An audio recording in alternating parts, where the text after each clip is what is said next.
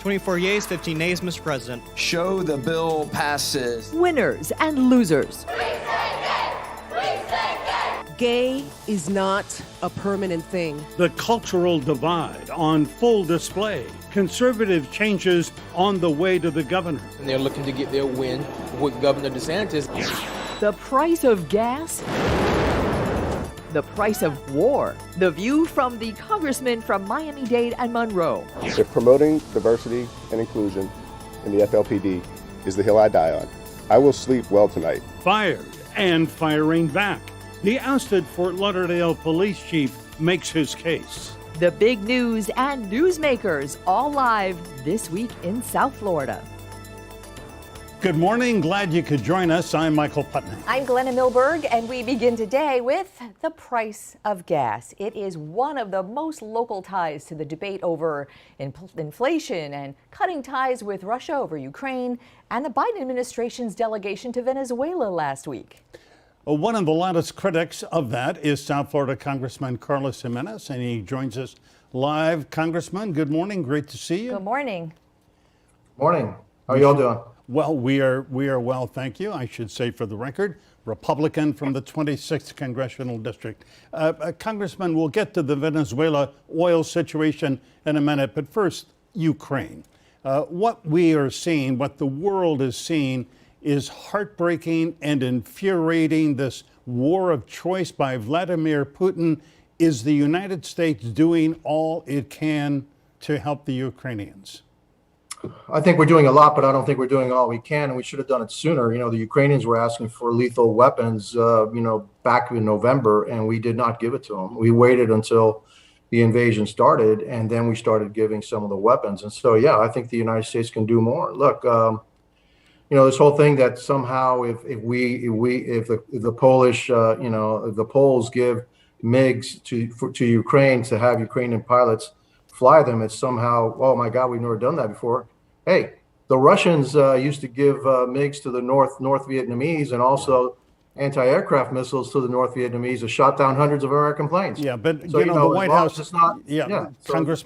the White House, the White House says that ostensibly even putting those Polish jets, MiGs, on an American base inside Germany is just a kind of a fabrication. That obviously the Russians know where they come from, and they will hold us accountable and say, now the United States is part of the war. No, I think, look, I'm saying is, let them fly the planes into Ukraine and let them take off from Ukraine. That's it. I mean, deliver them to Ukraine and let the Ukrainians fly them.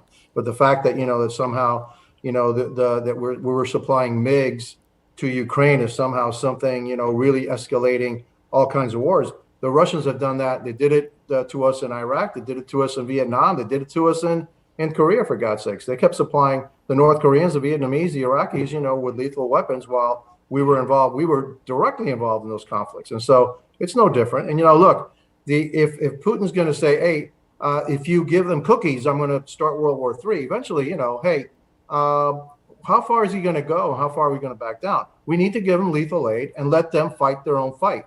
But they need to have the weapons in order for them to fight their own fight. Congressman, I want to segue from Ukraine to and Russia to one of Russia's nexuses in our hemisphere, Venezuela. This week, you have been very critical of the Biden administration's delegation to Venezuela. Might I say that there is bipartisan criticism for that.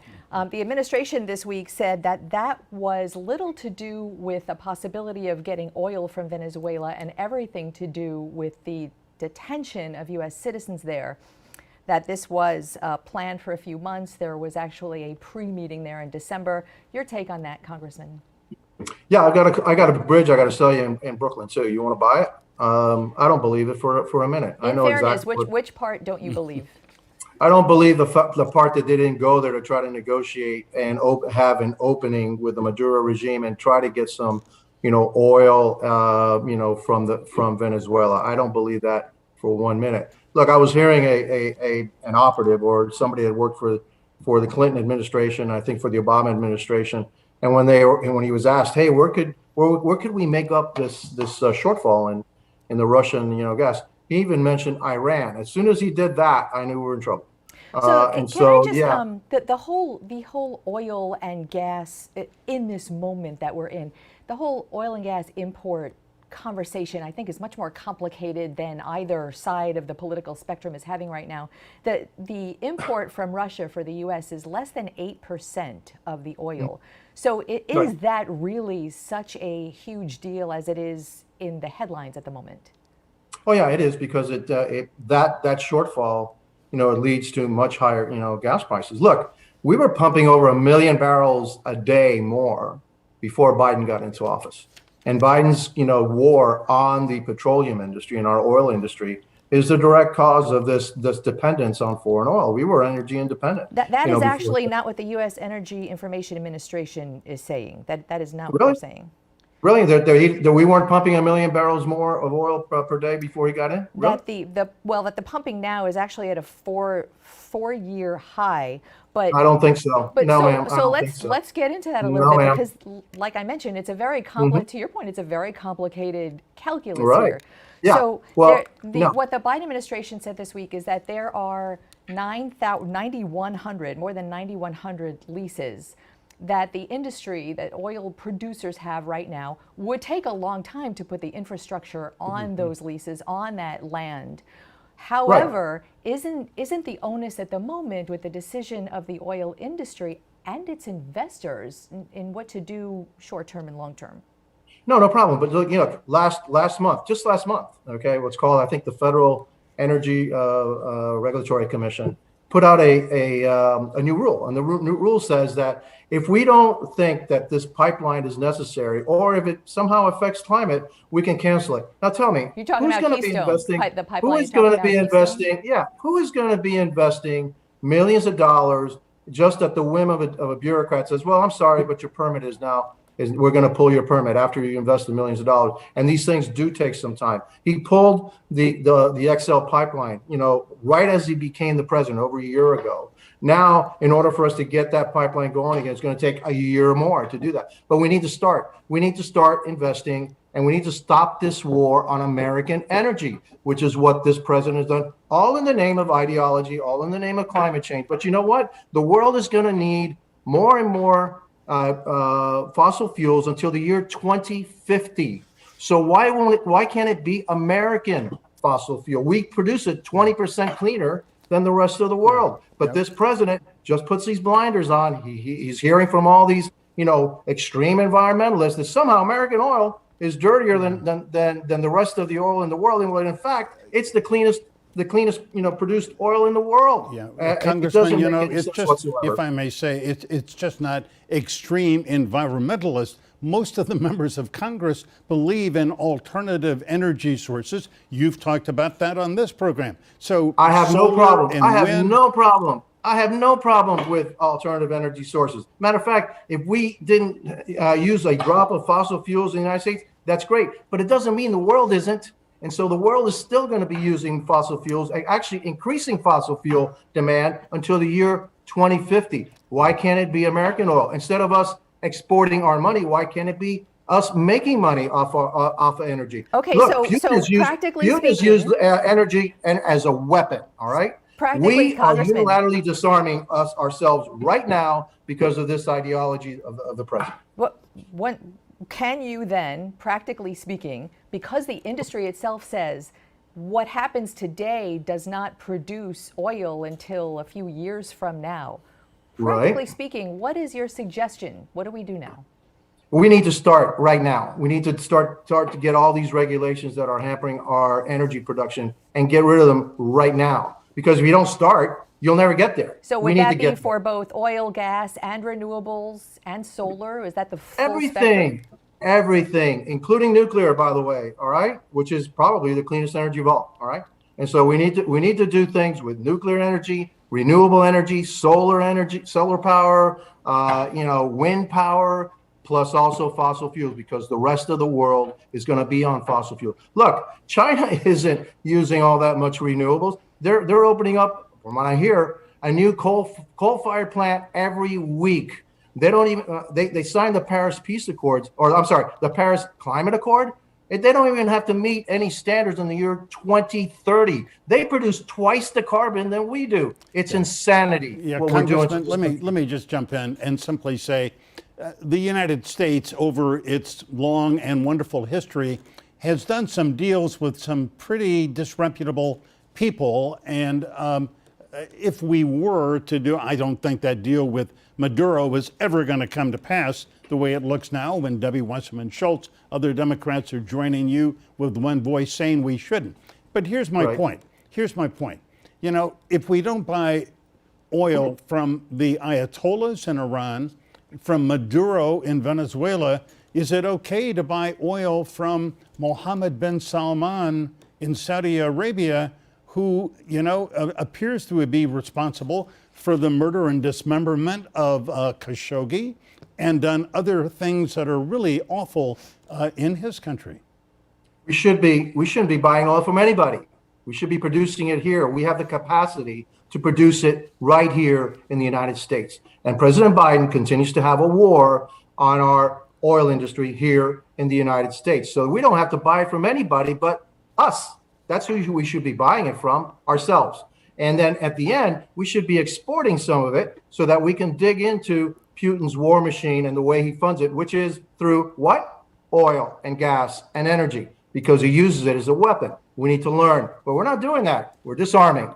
We are producing less. We're going to be producing less of what we need and what the world needs because of this extreme environmental, philosophy that they have, which is crazy. All right. We need to face it. All right. We need to produce more energy here in the United States, all kinds of energy.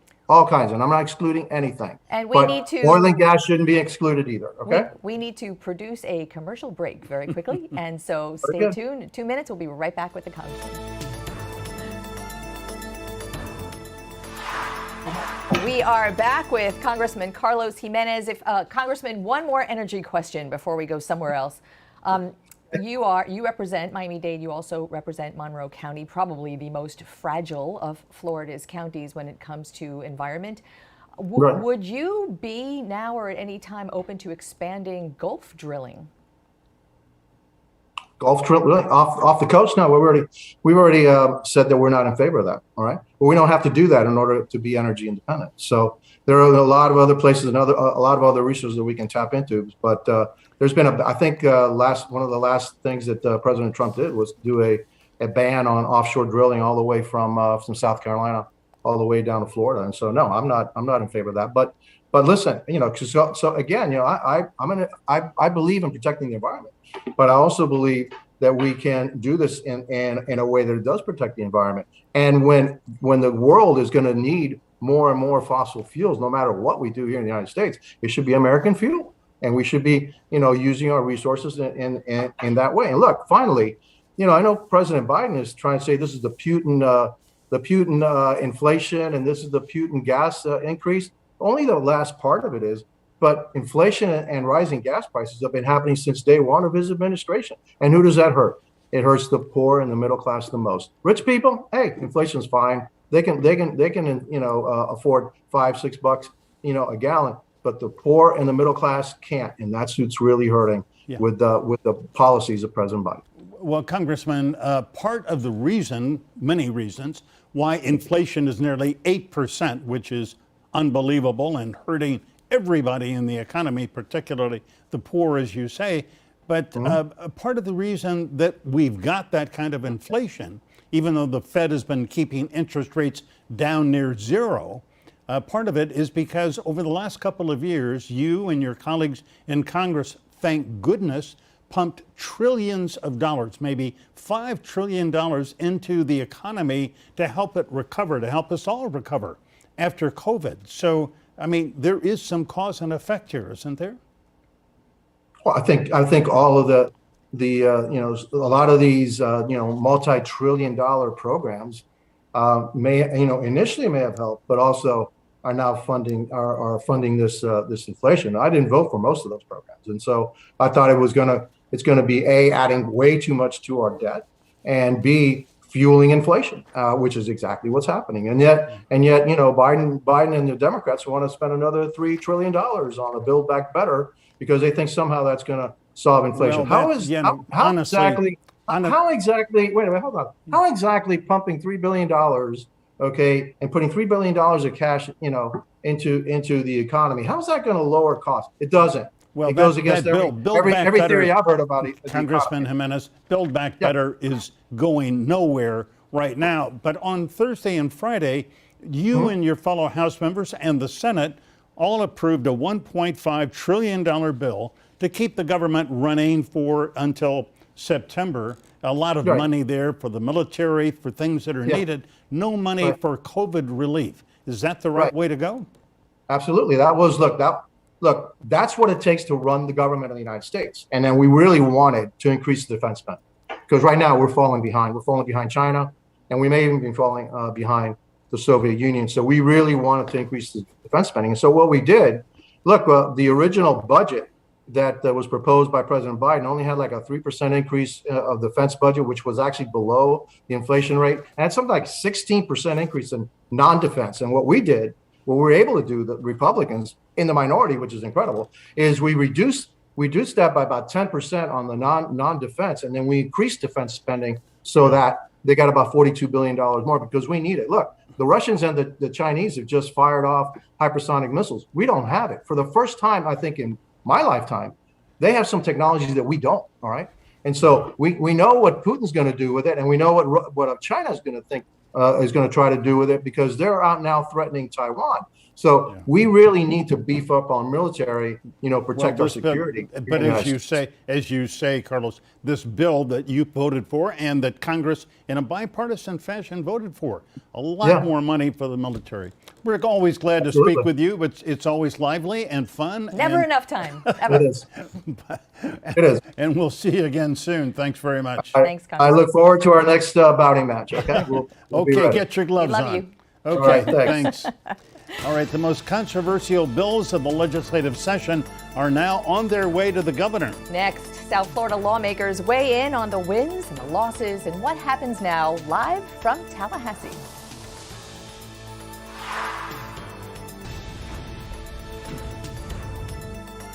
Welcome back. The last full week of the state legislative session cemented votes on some of the most divisive bills. That includes two hot-button bills dealing with education. One of them sets limits on how to teach racial history, and the other prohibits teaching very young kids about sexual orientation and gender identity, as if anyone were doing that right now.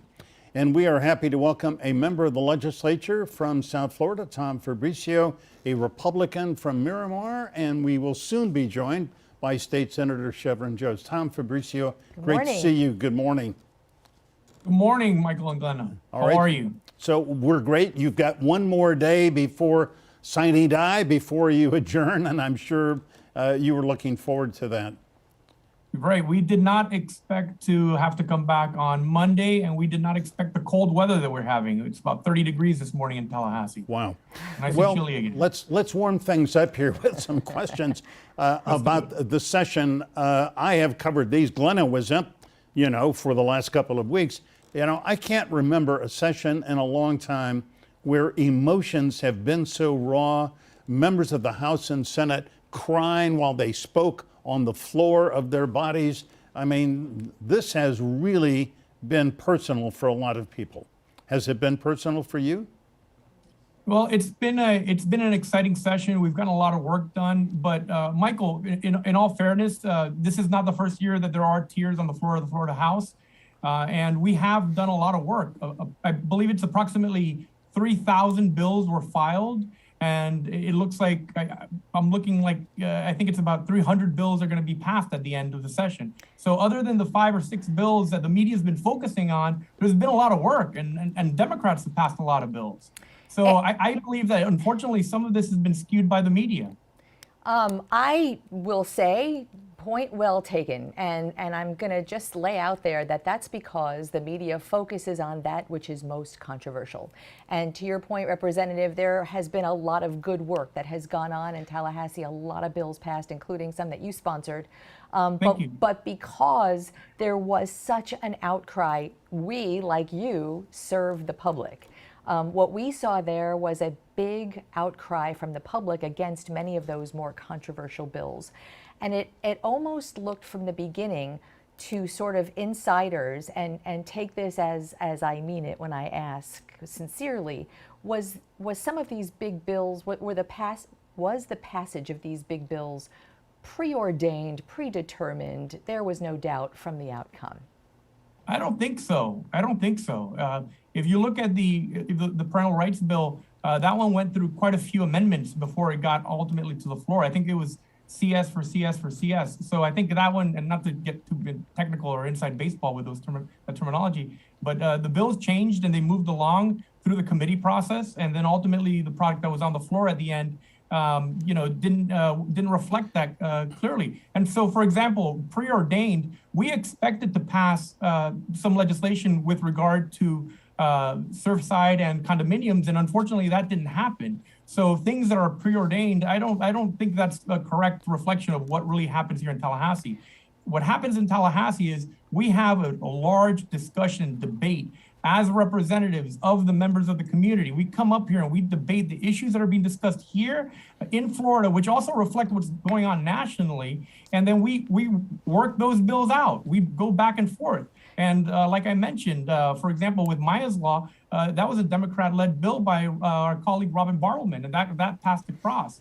With my bill on telehealth that I battled it out with the Senate, and we finally got a great bill on telehealth passed for prescription medication. That's a great healthcare bill that was passed here in the Florida House. With regard to auto insurance for police officers, that's great law. Now police officers who drive their take-home vehicles don't have to pay for their own auto insurance for that take-home police vehicle. All of those things, and school safety, Representative Honchovsky from Parkland. Right. Can I, real quickly, before we head to a break, and we're going to be joined by your colleague Chevron Jones next, you brought up the Surfside bill.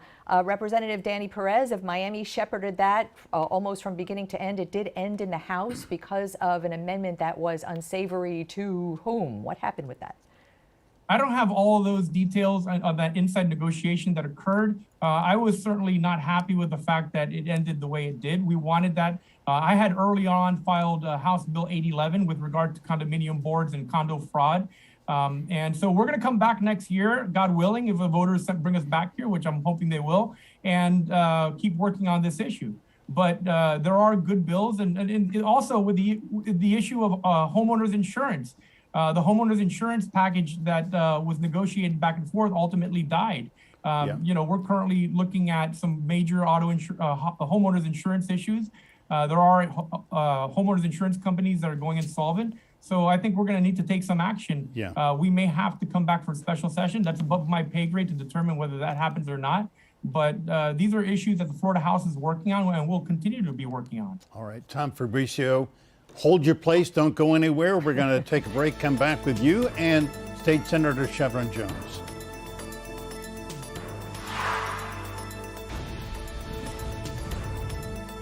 We are back with State Rep Tom Fabricio of Miramar, Republican from Miramar, and we are joined now, as you see, by State Senator Chevron Jones, Democrat from Miami Gardens and West Park and Environs.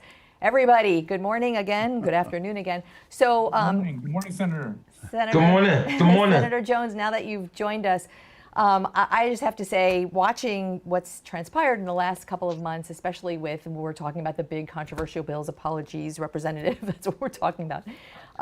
You, as a Black gay senator, are at the nexus of two of the most controversial bills, and for both of those gave impassioned, personal, at times painful floor speeches for debates. Your colleagues lauded you, told you how proud they were of you. You had so much support, and then your Republican colleagues all voted against you. I'd like you to weigh in on that. Yeah, thanks, Glenna. It's the one thing that I share in debate is that there's no but when you talk about love or support. It's not I support you, but it's I support you, period. And that was the message that I wanted my colleagues to understand. And it was more of the young people who were outside of the chamber doors. And Glenna, I know you heard them, and what they were chanting, what they were doing, whether they were a part of the LGBTQ community, whether they were parents or whether they were allies. They are human beings who are out there voicing their concerns, and in their faces, my colleagues basically said, "No, your voice don't matter." My speech that I gave on the floor about the amendment, it was more or less for those young people, because I know who young Chevron was, and how closeted I was in not wanting to express who I was. And so it was just a reminder as I just sat there and heard them. And it was very emotional for me just to hear their voices outside the doors. Yeah. Chevron Jones, also, I watched and saw you breaking down on the House floor a couple of times. Your emotions were raw and on the surface, and I don't blame you. I think I would have been in the same position. I wanted to ask you, I'm not inviting you to criticize a colleague, but when Senator Ileana Garcia got up during the Parental Rights and Education bill and said, gay isn't permanent, LGBTQ isn't permanent, what went through your head when you heard her say that? The first thing that went through my head is that we must begin to educate our colleagues and my colleagues on the issues of LGBTQ issues and on issues of the marginalized community at large. Many people say things, and it's because they lack the knowledge of those areas. And you also don't know who you're hurting when you make statements, declarative statements like Senator Garcia made. She did speak with me after, and she did apologize for her words, because she said that's not what she meant. But I think it's a teachable moment, and I think that goes for Senator Garcia and goes for everyone. And just looking within the bounds of the chambers on that day, a lot of my colleagues behind the scenes, be honest, they did not want to vote for that bill. As a matter of fact, most of the Republicans over in the Senate did not even want to bring it up, and they was hoping that it died in messages. Representative Fabricio, staying on that bill for a moment, that's a parents' rights in education bill. The entire bill talks about what parents' rights are, to make sure they're involved in getting records and knowing what's going on and being taught in schools and the actions with their children, the whole bill, but for one paragraph that deals with the teaching of sexual identity and gender identity in K through 3. So if that is the crux of all of this controversy, why not just remove that one paragraph from the bill and leave the rest intact? Well, look, I think this bill in particular has gotten more national attention than any of the other bills, and it's gotten misplaced and incorrect analysis and incorrect attention. The messaging is completely off. The fact is, look, I have two little girls. I have a 7-year-old and a 9-year-old. And the bill speaks to that age group where certain issues are just generally inappropriate. We're not canceling anybody. We love everyone. So, and we're not limiting what the conversation is. The bill is specifically about curriculum for those kindergarten, first grade, second grade, and third graders, and then otherwise beyond that, that it be age appropriate. Right, exactly. So it's a very simple bill, and it's unfortunate that the national rhetoric, unfortunately driven by the media, and as you guys know, I grew up in a media home. In a home that was, my meals were paid for by my dad's salary from the Miami Herald, but the media has just gone off the rails, unfortunately. So let me just address that, because I will say I personally was the reporter for Local 10 on this, and I am very comfortable with how we reported it from start to finish, very fairly and very factually. And to your point, there is a national media attention to it that may not be as fair. That's not something that we can control. But my question to you is, if that were the purpose of it, the age-appropriate purpose of it, which is in the bill, there was an amendment proffered that said replace those very specific words that mention the gay and LGBTQ community, replace that with human sexuality or sex education, which would have actually served the same purpose in protecting very young children for what was not age appropriate, but that failed. Why? Why did that fail if that were the purpose? I can't speak for why it failed. It certainly didn't get the votes. And it wasn't overcome, but the crux of the bill, again, it's very simple. It's whether certain topics are appropriate for these very young children. And I spoke about this on the floor. I co-sponsored the bill. And we know that scientifically, the prefrontal cortex, the frontal lobe of the brain isn't fully developed until later years, and children aren't able to understand a lot of different topics. That's why we have PG-13 movies and PG movies. Young children are limited from a whole span of things. And just for young children, these issues aren't things that aren't necessarily appropriate. And I've spoken with lots of folks in my community about this. Senator Shevrin-Jones, let me jump in here. The other bill that I keep hearing about, I mean, my wife and I were at a wedding reception last night. Half a dozen people came up and said, what is this bill that says the history of race in this country, which is, full of injustices and violence and lynchings? Why are kids in school not going to be able to learn the history, the good, the bad, the ugly, the magnificent? Why are they inhibiting? Why does the legislature want to get involved in that? So why? Why did that bill why was it introduced? Well, this was a part of Governor DeSantis to stop the Woke Act in this legislation, what they call individual freedom. And we were pressing the bill sponsor on the language on the bill because we wanted him to change one of the words from may to shall. To make sure that it's still to make mandatory that we teach the correct Black history. The problem that I have right now as we press on the floor is that Florida is on this cultural war, whether it be with the LGBTQ community or whether it be with Blacks, that where they are trying to win, as I said on the backs of Black folks. And the fact of the matter is that we must teach true history, American history, period. We have a very ugly past, and there's no doubt about it that we have an ugly past. But trying to whitewash history and trying to call it individual freedom, and then you want to do a cause of action that if a white child feels uncomfortable, then therefore the parent can sue the school. These are all actions. That's all that's going to do. It's going to continue to create an environment to where teachers are not going to feel comfortable with saying or even teaching things that they know for a fact goes along with the lesson.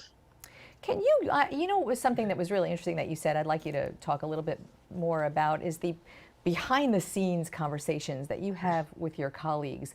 I get the sense sometimes that, politics is kind of theater, and as much as we do what we can to break through that, admittedly, we just can't sometimes. So I'd like to hear both of you as insiders, are we seeing a representative conversation in public that Democrats and Republicans in the House have in private? What is that like?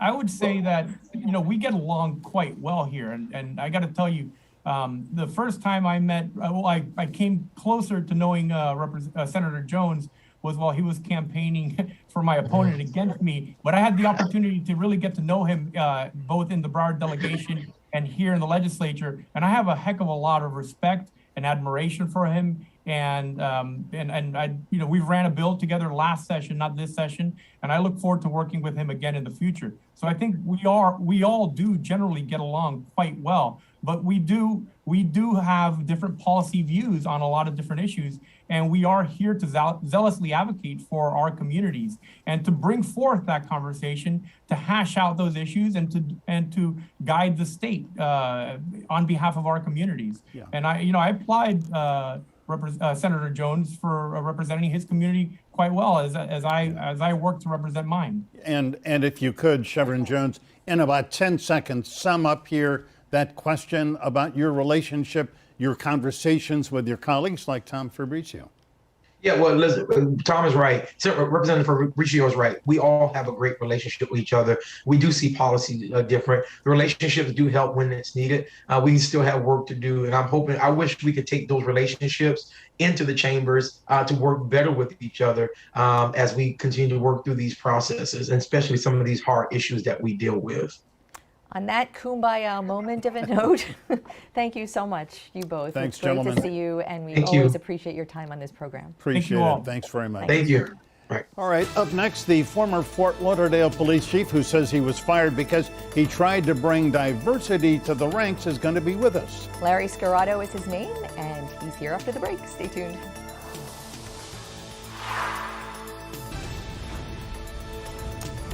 In what may be a deja vu South Florida story, a new police chief hired as an outsider by a department looking for a sea change is then fired in a matter of months. And such is the case of Fort Lauderdale's now former chief, Larry Scarrato, who lost his job, went public to restore his good name, and just possibly maybe get his job back. Larry Scarrato joins us now via Zoom. Chief Scarrato, great to see you. Welcome. We're glad you're here. So, Thanks for having me. Larry, when you went in to see your boss after you've been on the job, about 6 months, Chris Lagerbloom is the city manager of Fort Lauderdale. He said he would have your back, but in the end he didn't. He fired you. Why did he tell you he was firing you? The statement was rather simple with the city attorney in the room and HR director, is that they just could not defend the report. And so he saw no path forward, and that was the end of the conversation. And then I was escorted from City Hall. So the police, the report that you're talking about is from the National Police Foundation, brought in to look over how you made hirings and promotions. You came in, you did what you say they told you to do, promoted 15 people right away, dismantled some of the promotions from your predecessor. And of course, we know that race and gender cannot be a factor in hiring, and yet that's what you're accused of doing, using race and gender in a factor to diversify the ranks. Did you? No, absolutely not. And the report was done by Greg Rossman, not the National Police Foundation. They're a very reputable organization. So I just want to correct that very quickly.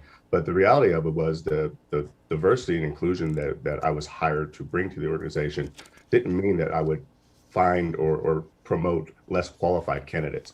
The minority candidates that were promoted were exceptionally qualified.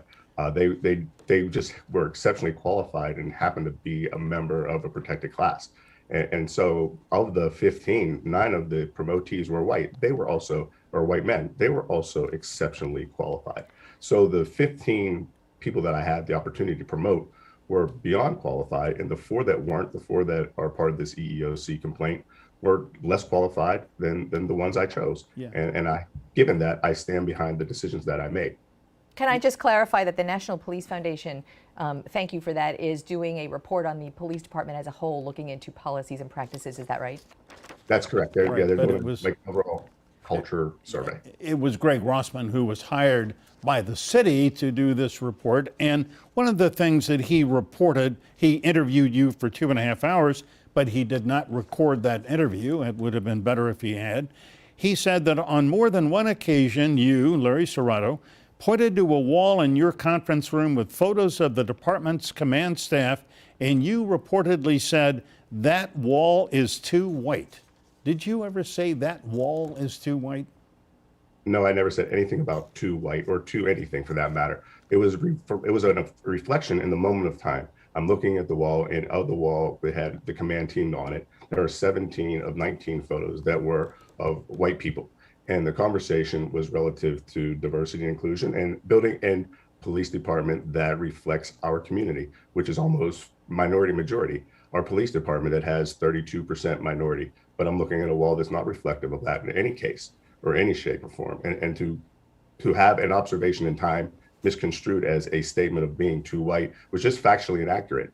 And it was a narrative created by those very same people that didn't welcome my arrival from the beginning. So, okay, wow, a lot to unpack there. So there is a definite bipartisan consensus that police departments need to reflect the communities they serve.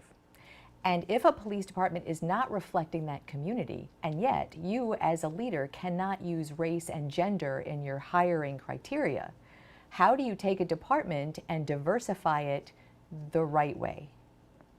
Well, some would suggest that it can be organic. And I think at times you can't, how do you look past what factors are immutable traits. And the reality of it is I'm tasked with finding the most qualified people that are of protected class or are of other ethnicities and represent our community. And I think we do that well if we are intentional about talking about it and discussing it. And that was one of the side notes from the city attorneys: just don't talk about it. And that just doesn't seem to be a fair way to build a diverse and inclusive organization, or a realistic way to build a diverse and inclusive organization. And if you say that you were not terminated for that reason, but for another reason, I think anyone who knows the city of Miami, and I don't want to catch you off guard because you may not know about the workings of the city of Miami, but the fire chief, Art Acevedo, had a very similar experience. Came in, was tasked with changing an insider culture. Presumably, he said he was doing just that, and then made everybody angry, and off he went. Do you feel like, I don't want to put words in your mouth. History repeating itself here? What do you think was the cause of your termination?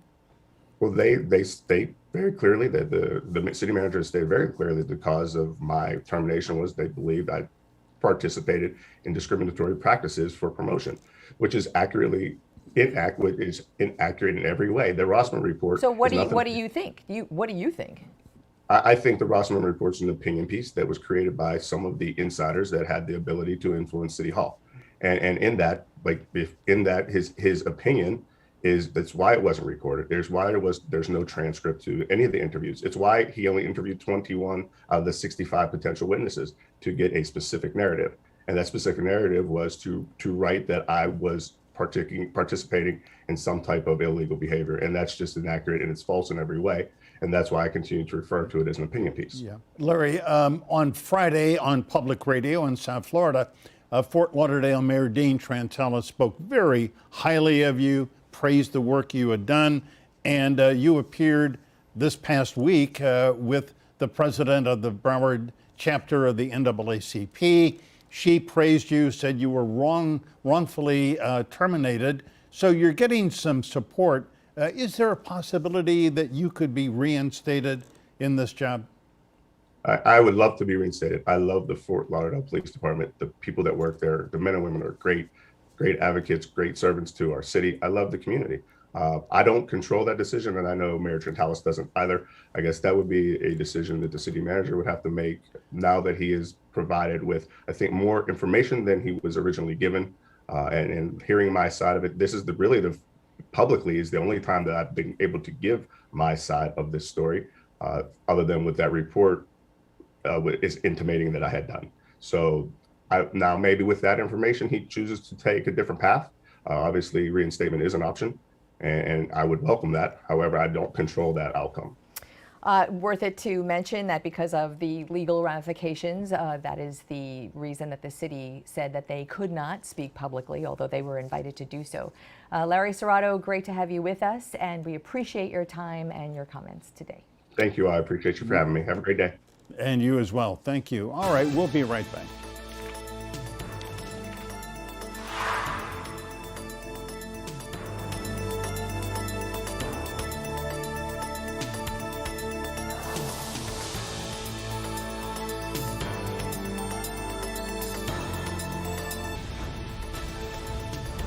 To rewatch today's interviews or listen to the This Week in South Florida podcast, scan this QR code right there on your screen with your phone, and it'll take you right to the This Week in South Florida section of local10.com. And as always, we thank you so much for being with us. And remember, we are online 24/7. And remember, as always, stay informed, get involved. Have a great Sunday.